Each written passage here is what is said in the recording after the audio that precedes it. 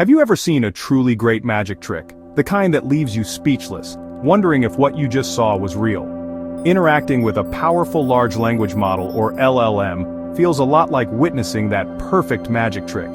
But just like the magician's rabbit, there is a method behind the magic.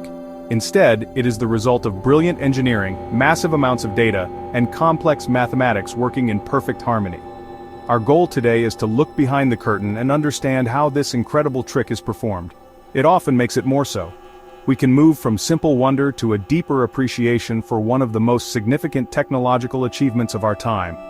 Let's begin our exploration into the heart of the machine. Let's use the human brain as an analogy. Our brains are a vast, interconnected network of billions of neurons. A large language model is a digital echo of this structure. It's made of artificial neurons organized into layers within a neural network. When you connect millions of these neurons together, something extraordinary happens. They form a digital brain capable of learning language patterns. Imagine this as a city at night.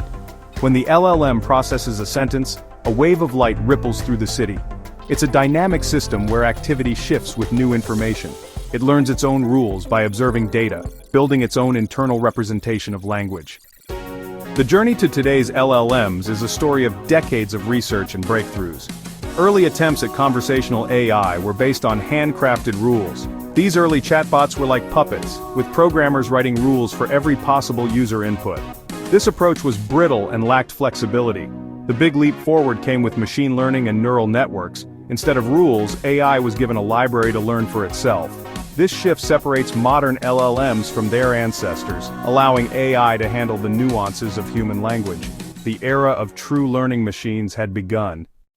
If we are teachers, the AI's classroom is a massive system of powerful computers. Its textbook, a significant portion of the entire internet.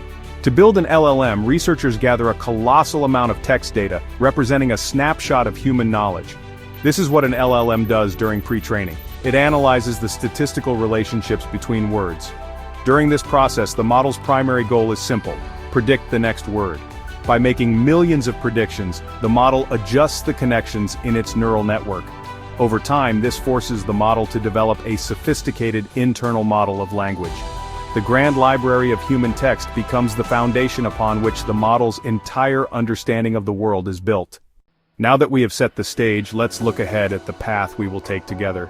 We have talked about the magic of AI, the brain analogy, the evolution from simple rules, and the grand library of data. But this is just the beginning.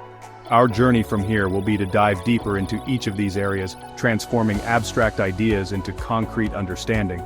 We will move from the what to the how. The goal of this guide is to demystify large language models completely, giving you a clear and intuitive grasp of how they function from the ground up.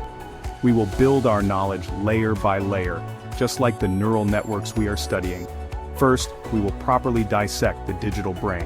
We will explore the architecture of neural networks, looking at concepts like layers, weights, and activation functions. We will use simple analogies to explain how these components work together to process information and learn from data. Then, we will spend time on the model's education. We will detail the different stages of its training, from the initial unsupervised pre-training on a massive dataset, to the more refined stages of fine-tuning and reinforcement learning, where it is taught to be more helpful, honest, and harmless. We will see how an AI goes from a raw text predictor to a polished conversational partner. Next, we will explore the advanced techniques that give modern LLMs their incredible reasoning abilities. We will uncover methods like chain of thought, which allows the model to think step by step to solve complex problems. We will also look at mixture of experts, an architecture where the model consults different specialized internal networks to answer a question, similar to how a person might consult a team of experts. We will also touch upon the landscape of today's models.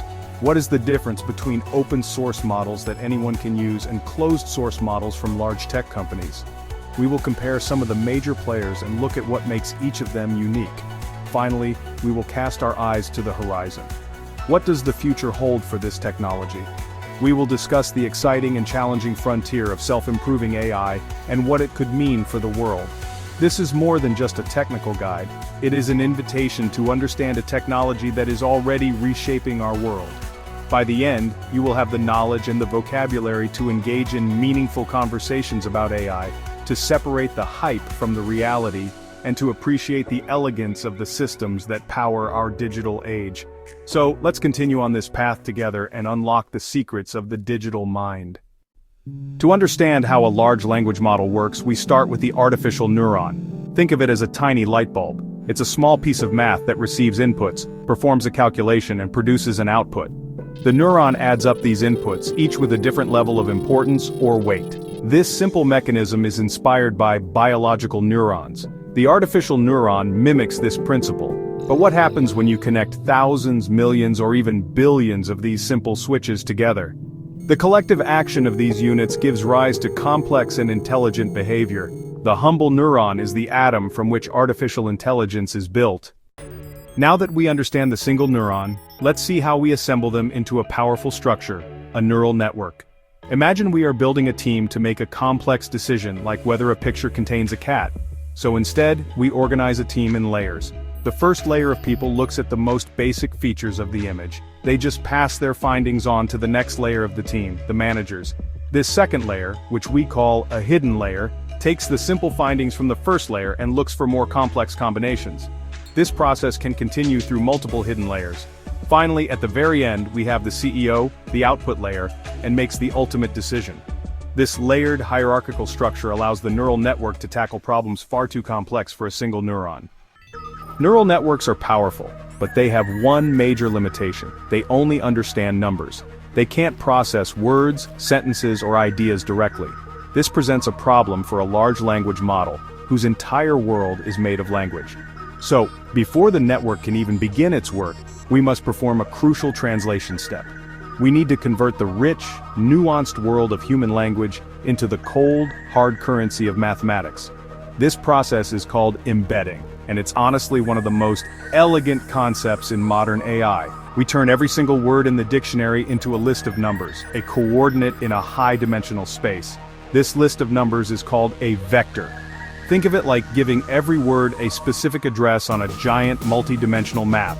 But this isn't just a random assignment though. The magic of word embeddings is that the addresses are meaningful. Words with similar meanings are placed close to each other on this map. For example, the vector for king would be very close to the vector for queen. The vector for puppy would be near dog, and kitten would be near cat. The distance and direction between words on this map capture their relationship. This transforms the fuzzy concept of meaning into a measurable geometric property that a machine can understand and work with. This map can even capture more complex analogical relationships. For instance, on this map, the direction and distance from man to woman would be roughly the same as the direction and distance from king to queen. This means the network can perform a kind of vector math. If you take the vector for king, subtract the vector for man, and add the vector for woman, the resulting vector will be incredibly close to the vector for queen. This is a mind-blowing result. It shows that the network hasn't just memorized definitions, it has learned the underlying relationships and structures within language itself, all represented as points in space.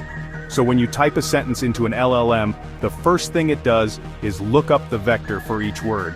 The sentence "the cat sat on the mat" becomes a sequence of these numerical lists. This is the format the neural network can process. It takes these vectors as its input and begins passing them through its layers. The entire process of understanding grammar, context, and meaning happens within this numerical space. By converting words into these rich, meaningful vectors, we give the neural network the raw materials it needs to start building its understanding of language, one number at a time. It is the bridge between our world of words and the machine's world of mathematics. We have our network of neurons and a way to feed it language as numbers, but how does it actually learn? How does it go from a random collection of connections to a sophisticated language processor? The secret lies in a process of trial and error, guided by a principle called backpropagation. Remember the weights we mentioned earlier? These are the numbers that define the strength of the connection between any two neurons. When the network is first created, all these weights are set to random values. It's like a brand new brain with no experience. It knows nothing. It's our job to train it. The training process is like a massive, repetitive quiz. We give the network the beginning of a sentence from our training data, for example, "the color of the sky is," and ask it to predict the next word. In its initial untrained state, its random weights will cause it to produce a garbage answer. it might predict table or bicycle with equal confidence as blue. We then compare the network's prediction to the correct answer from the original text, which is blue. The difference between the network's output and the correct output is called the error or loss. The goal of training is to minimize this error. This is where the magic of backpropagation comes in. The network takes this error value and sends it backward through the network, from the output layer all the way back to the input layer. As the error signal travels backward, it does something crucial. It figures out how much each weight in the entire network contributed to the final mistake. It's like a project manager going back through the entire production line after a faulty product is made, identifying which workers and which machines were most responsible for the defect. The weights that were most responsible for the error are given a stronger signal for adjustment. Once the blame has been assigned, the network adjusts its weights accordingly. The connections that led to the wrong answer are made a little bit weaker. The connections that would have led to the correct answer are made a little bit stronger. This is a tiny, incremental adjustment. But this process is repeated billions, even trillions of times, with countless examples from the training data. Each time, the network makes a prediction, calculates the error, and adjusts its weights to be slightly less wrong next time. Over time, these tiny adjustments accumulate, and the network slowly but surely configures itself to make better and better predictions. It is sculpting itself, chipping away at its errors until a coherent model of language emerges. After billions of these tiny adjustments, something extraordinary happens. The network is no longer a random jumble of connections. The weights have been meticulously tuned by the training process. A structure has emerged. The network has organized itself to model the statistical patterns of human language. It has learned grammar, syntax, and semantics not because we programmed it with rules, but because these are the patterns that consistently reduce the error in its predictions. To get good at predicting the next word, it has been forced to implicitly learn that verbs follow nouns, that adjectives describe things, and that questions often start with who, what, or where. Think of this process like an orchestra tuning its instruments. At first, when every musician plays a random note, the sound is a chaotic, meaningless noise. This is the network with its initial random weights. Now imagine a conductor who can listen to the entire orchestra and tell each individual musician to adjust their pitch up or down just a tiny bit. After one adjustment, the sound is still noise, but it's slightly less chaotic. The conductor repeats this process thousands of times. With each iteration, the musicians get closer to their correct notes. Eventually, the cacophony subsides and a beautiful, harmonious chord emerges. The musicians are the neurons and their pitch adjustments are the changing weights. This emergent understanding is stored in the final configuration of all those weights. The knowledge isn't located in any single neuron. It's distributed across the entire network, encoded in the strength of the trillions of connections between its neurons. This is why it's so different from a traditional computer program. You can't just look at one line of code to see where it stores the fact that Paris is the capital of France. That fact is a stable pattern of activation, a pathway through the network that has been strengthened by seeing that relationship countless times in the training data. The symphony of connections is the knowledge itself. This is the foundation upon which all the capabilities of a large language model are built. This process of turning words into numbers, making predictions, calculating errors, and adjusting weights is the engine that drives the learning. It's how a machine, starting with nothing but random numbers, can learn to generate fluent, coherent, and often insightful text. It's not magic, but the result of a simple learning procedure applied at a scale that is almost beyond human imagination. The result is a digital brain, a complex web of learned associations, ready to turn your prompts into prose. We've seen how neural networks learn. Now let's explore pre-training. This is like giving an AI a lifetime of reading, absorbing information. It involves feeding the model a colossal dataset from the public internet. We're talking about trillions of words. This builds a broad understanding of language. The model's objective? Predict the next word. This forces it to develop a deep internal representation of language. Think of pre-training as building a massive map of language. This knowledge, encoded in the network's weights, is the primary output. The model at this stage is called a base model. It's knowledgeable but not yet useful for conversation. It's a powerful engine of text prediction, but lacks refinement. After pre-training, we have a base model that understands language patterns but isn't yet conversational. Fine-tuning teaches it how to apply its knowledge, shifting the goal to generating useful responses.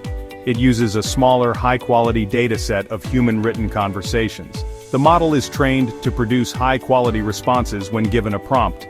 This refines the model's behavior, teaching it the style of a good answer. We're not retraining from scratch, but making smaller adjustments to the network's weights. This allows it to retain its understanding of language while learning to generate helpful dialogue. It bridges the gap between raw knowledge and its ability to be a useful tool. Let's dive a bit deeper into the first major technique used in fine-tuning, supervised fine-tuning, or SFT. The word supervised is key here. It means that for every step of this training phase, the model has a human-provided correct answer to learn from. It's kind of like a student working through a math textbook that has an answer key in the back. For every problem, the prompt, there is a perfect, worked-out solution, the response, for the student to emulate. This is a highly controlled learning environment designed to instill a very specific behavior in the model, namely, the ability to follow instructions and generate high-quality, helpful answers across a wide range of tasks. The creation of the SFT dataset is a labor-intensive process. AI companies hire teams of human labelers to create these high-quality examples. They might be asked to write a prompt such as, summarize the plot of Hamlet in 3 sentences, and then also write the ideal model answer. This dataset is intentionally diverse, covering everything from question answering and summarization to creative writing and code generation. The goal is to show the model what a good response looks like in many different situations. This diversity is crucial for creating a versatile and general-purpose assistant that can handle a wide variety of user requests effectively and accurately. During the SFT process, the model is presented with a prompt from this curated dataset. It generates its own response which, at the beginning of fine-tuning, might not be very good. Then, just like in pre-training, its response is compared to the correct human-written response. The difference between the two is calculated as an error, and this error is used to adjust the network's weights through backpropagation. The model is essentially being told, your answer was okay, but this human-written answer is better. Adjust your internal connections to be more likely to produce something like this in the future. This happens over and over with thousands of different examples. Through this supervised process, the model's raw linguistic knowledge is molded into a practical skill set. It learns the conversational patterns that humans prefer. It learns to structure its answers with introductions, bullet points, and conclusions when appropriate. It learns to adopt a helpful and neutral tone. SFT is the primary method for teaching the model how to behave. It transforms the base model, which is a pure text completion engine, into an instruction-following model. This is a massive leap in usability, but it's not the final step. While SFT teaches the model what a good answer looks like, the next stage teaches it to understand why one answer is better than another. Supervised fine-tuning assumes a single correct answer, but many prompts have multiple good answers with subtle differences. Reinforcement learning from human feedback, or RLHF, teaches the model human preferences. The AI model generates several responses to a prompt. Human reviewers rank them from best to worst. This data trains a reward model to predict human preferences, acting as an automated judge. Finally, we fine-tune the large language model using reinforcement learning. The LLM generates a response and the reward model scores it. The LLM adjusts to maximize this score, learning to please real humans. This aligns the AI's behavior with our expectations. The journey of an LLM from a blank slate to a polished conversationalist is a multi-stage educational process with each stage building upon the last. It's not a single training event but a carefully designed curriculum. First comes pre-training, the foundational phase. This is the AI's childhood and university years, where it voraciously consumes a massive library of text to build a fundamental, comprehensive model of language and the world. This creates the knowledgeable but unrefined base model, a vast repository of latent information. This step is indispensable. Without it, the model would have nothing to say. It is the bedrock of all subsequent capabilities. Next, the model enrolls in its first vocational school with supervised fine-tuning, or SFT. Here it learns the specific trait of being a helpful assistant. By studying thousands of high-quality human-written examples of prompts and ideal responses, it learns the structure of conversation and the art of following instructions. This is where it learns to be a tool rather than just a text predictor. SFT gives the model its initial alignment, steering its vast knowledge toward useful outputs. It transforms the brilliant scholar into a competent intern, one who knows how to apply their knowledge to specific tasks assigned to them by a user. Finally, the model undergoes advanced on-the-job training with reinforcement learning from human feedback, or RLHF. This is what turns the competent intern into a seasoned expert. By learning from human preferences and trying to maximize a reward score, the model develops a much deeper, more nuanced sense of what makes a response not just correct, but truly good. It learns to navigate the subtleties of tone, style, safety, and helpfulness that are difficult to capture in a static dataset. RLHF is the final polish that makes the model feel more aligned, more intuitive, and safer to interact with. It refines its judgment and decision-making capabilities. Each of these stages, pre-training, SFT, and RLHF, is essential. They work together in a synergistic sequence to create the powerful and sophisticated LLMs we use today. Pre-training provides the knowledge, SFT provides the skill, and RLHF provides the judgment. Skipping any one of these steps would result in a significantly less capable model. Understanding this educational pipeline is key to understanding how an AI can start as a simple pattern matcher and evolve into a complex system capable of generating coherent, relevant, and remarkably human-like text. It is a testament to a layered and thoughtful approach to building artificial intelligence. LLMs are trained to be knowledgeable, but how do we get them to solve complex problems? The breakthrough came from chain-of-thought reasoning, inspired by how humans solve problems. We break problems into smaller steps with an inner monologue. The core idea is to teach LLMs to think out loud before answering. Instead of just showing the model a question and its final answer, we show a question followed by a detailed step-by-step explanation. This teaches the model the process of reasoning, improving its ability to tackle problems. Chain-of-thought prompting encourages the AI to demonstrate its work, making it more likely to arrive at the right answer. It also makes the AI's reasoning process transparent, valuable for debugging and improving the model. It turns the AI into a more interpretable system whose problem-solving we can follow and trust. Let's see chain of thought in action. Imagine giving an LLM a logic puzzle. John has 5 apples, gives 2 to Sarah, then buys 10 more. How many does he have? Without chain of thought, the model might get confused. With chain of thought, it reasons step by step. John starts with 5. He gives 2 away. 5 minus 2 equals 3. He buys 10 more. 3 plus 10 equals 13. The answer is 13. This step-by-step process transforms a difficult problem into simpler ones, creating a scaffold for reasoning. This allows LLMs to handle previously unreachable tasks. Just add think step by step to your prompt. This unlocks a new level of performance, tackling complex challenges together. Large language models are becoming incredibly large and expensive to run. This has led to Mixture of Experts, or MOE, a major architectural innovation. Instead of one person, you assemble a team of experts. An MOE model works on the same principle. It's composed of smaller specialized subnetworks called experts. A gating network or router decides which expert is best suited to handle a prompt. Only relevant experts are activated. This means the model can be much larger while being cheaper and faster to run. Let's dive into the mechanics of a Mixture of Experts model. Imagine your prompt entering the LLM. First, the words are converted into numerical vectors.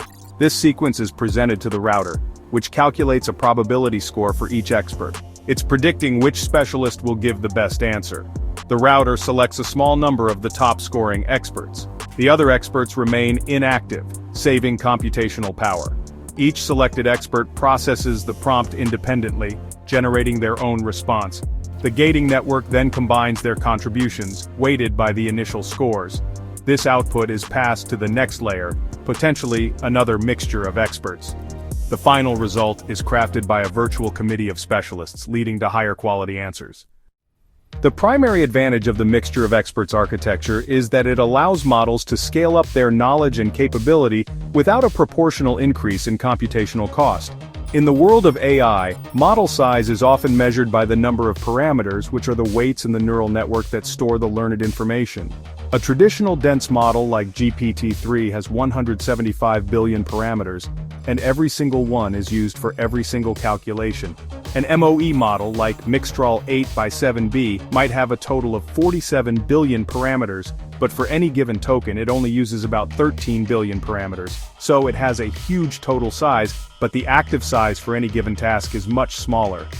This is a revolutionary shift in how we build AI. It separates the model's total knowledge, the total number of parameters, from its active processing cost, which is the number of parameters used per query. This allows researchers to build models with hundreds of billions or even trillions of parameters, giving them an immense capacity for knowledge, while keeping the cost of running them manageable. It's honestly the difference between having to pay your entire 1,000-person company to answer one customer service email versus just paying the 2 people in the support department who actually handle it. This makes state-of-the-art AI more accessible and sustainable. This efficiency also leads to faster response times for the user. Because fewer calculations need to be performed for each token the model generates, it can produce its answer more quickly. And this is crucial for creating a smooth and natural conversational experience. Furthermore, the specialization of experts can lead to higher quality outputs. A model that has a dedicated expert for coding is likely to produce better code than a generalist model that has to use the same set of parameters to understand both Shakespeare and Java. Specialization allows for deeper knowledge and more refined skills within specific domains, leading to more accurate and helpful responses. The mixture of experts approach represents a more sophisticated and sustainable path forward for AI development. It's a move away from the brute force strategy of simply making dense models bigger and bigger, and toward a more intelligent design that mimics the efficiency of specialization we see in human societies and even in the brain itself. By combining the power of a large committee with the efficiency of consulting only the relevant members, MOE models allow us to build systems that are both incredibly knowledgeable and remarkably fast.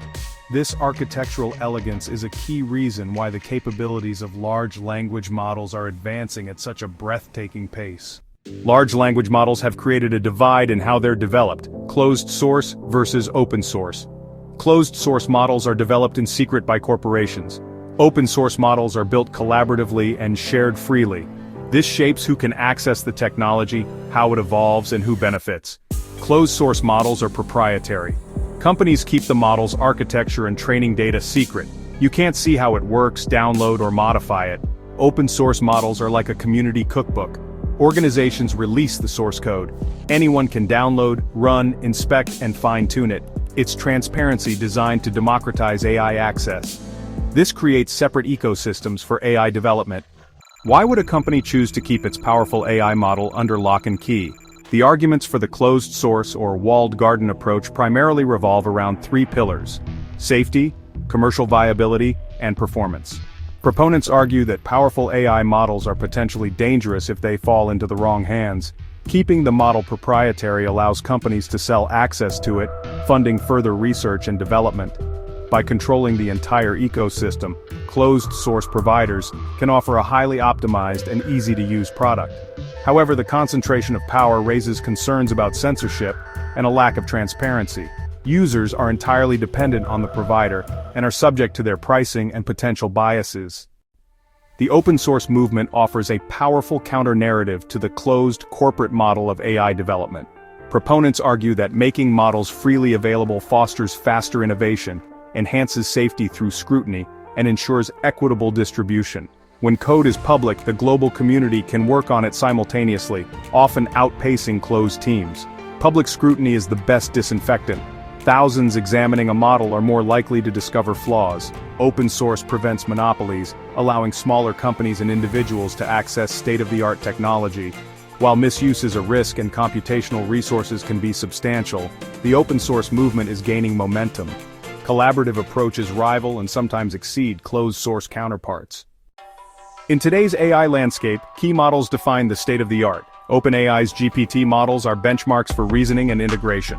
Anthropic's Claude emphasizes AI safety. Google's Gemini excels in multimodality. Meta's Llama series has been a watershed moment for the open-source community. Mistral AI's Mixtral offers efficient performance. Model choice depends on specific strengths, weaknesses, and use cases. This competition drives rapid progress. The underlying architecture of these powerful models is in a constant state of innovation. For a long time, the dominant paradigm was the transformer architecture. The strategy for improvement was fairly simple: make the transformer models bigger with more layers, more parameters, and more training data. This has led to the rise of more efficient architectures like the mixture of experts or MOE.